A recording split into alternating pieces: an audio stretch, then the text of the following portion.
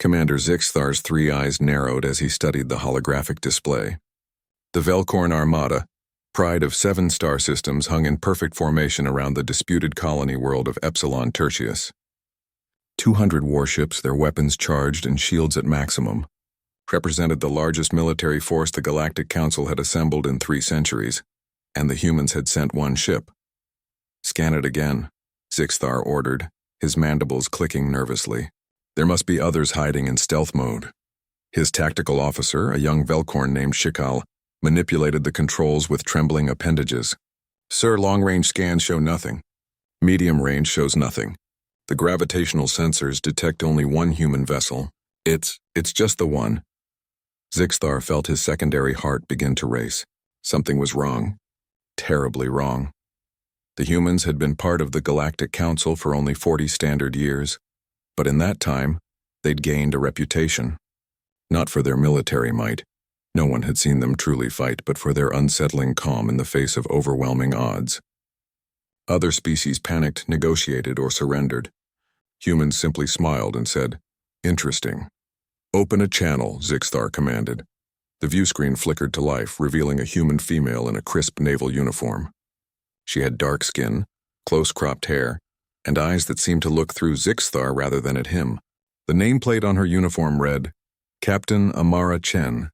"As Harbinger, Commander Zixthar," she said pleasantly, as if greeting an old friend at a social gathering rather than commanding a lone ship facing an armada. "Beautiful formation you have there. Very symmetrical. Captain Chen," Zixthar began, trying to keep his voice steady. "The Galactic Council demands that humanity cease its illegal mining operations on Epsilon Tertius. You have 20 standard minutes to withdraw your personnel, or we will remove them by force." Captain Chen tilted her head slightly. "That's an interesting position, Commander. Especially since the Epsilon system was unclaimed until we filed for it 6 months ago. The Council approved our claim. We have the documents. The Council has reconsidered," Zixthar said. It was a weak excuse, and he knew it. The truth was that 3 major powers on the Council had decided they wanted the rare minerals humans were extracting, and the humans were too new, too small to defend their claim, or so they'd thought. "I see," Captain Chen said. Her expression didn't change. "Well, Commander, I'm afraid we can't abandon our people. They're miners, not soldiers. Evacuating them under threat would violate several human principles. We take no one gets left behind very seriously." Zixthar's patience was wearing thin. "Captain, with all due respect, you command 1 vessel. 1. I have 200 warships at my disposal. Your bravery is noted, but this is suicide. Is it?" Captain Chen's smile widened slightly. "Tell me, Commander, have you studied human military history? I don't see how. Humor me. Have you heard of the Battle of Thermopylae? The Alamo? Orcs Drift?" She leaned forward. "Humanity has a long tradition of small forces holding against overwhelming odds. Sometimes we lose. Sometimes we win. But we always make it memorable," Shikal whispered urgently in Zixthar's ear canal. "Sir, the human ship is powering up something. Our sensors can't identify the energy signature. It's not matching anything in our database." Zixthar felt his skin pale. "Captain Chen, what is your ship doing?" "Oh, that?" She glanced at something off-screen.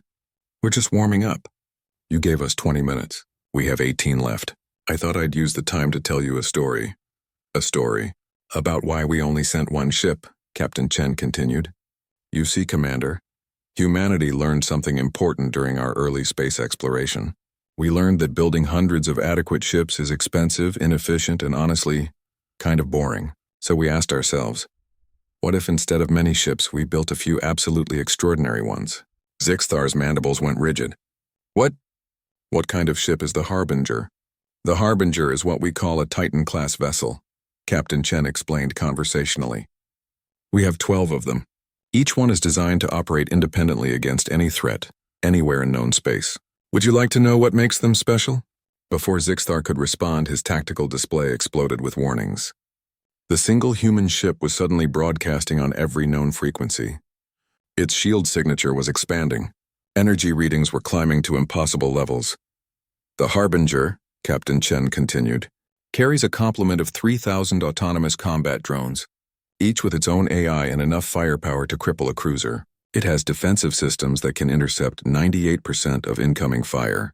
Its main weapon is a focused particle beam that can cut through a planetary crust. And its reactor. She paused for effect.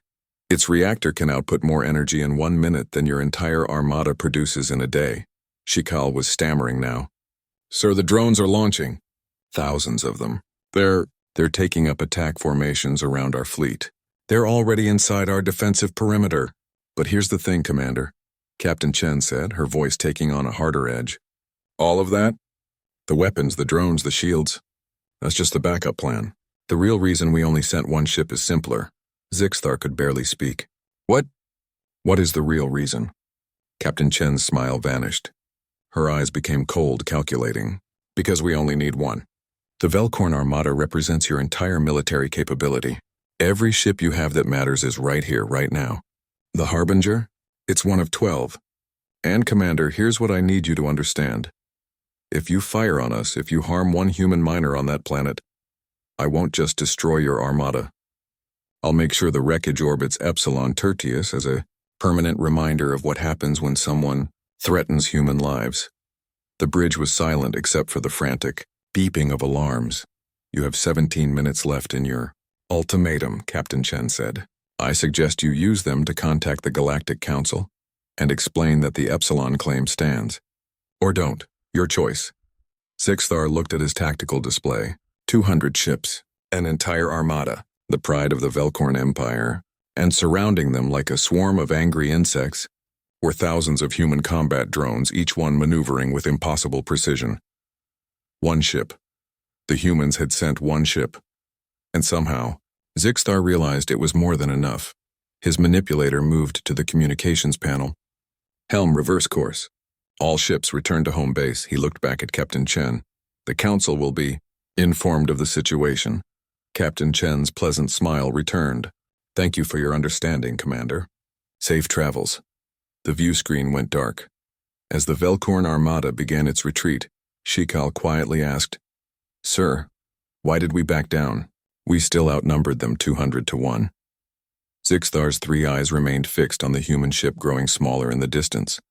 Because Shikal, when someone only sends one ship to face an armada, they either know something you don't or they're insane. And the humans didn't seem insane.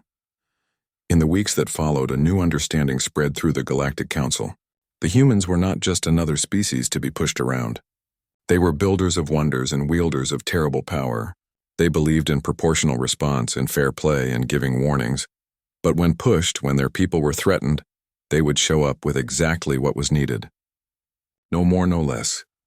Sometimes that was one ship, and sometimes that was all it took.